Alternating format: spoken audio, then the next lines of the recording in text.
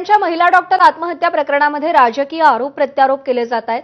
दरम्यान या प्रकरणात माजी खासदार रणजित नाईक निंबाळकर यांच्यावर होत असलेल्या आरोपामागे रामराजेंचा हात असल्याचा गंभीर आरोप फलटणमधील भाजप नेते प्रल्हाद साळुंखे यांनी केला आहे।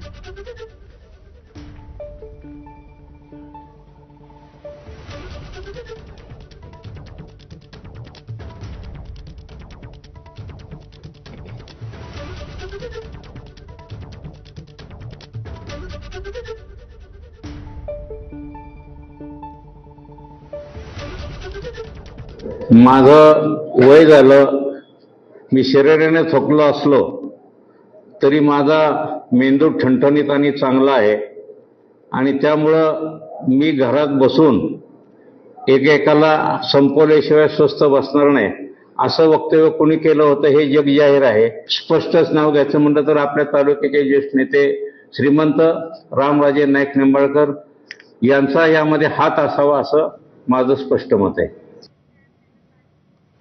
सरदार वल्लभभाई पटेल यांची आज 150वी जयंती आहे आणि यानिमित्त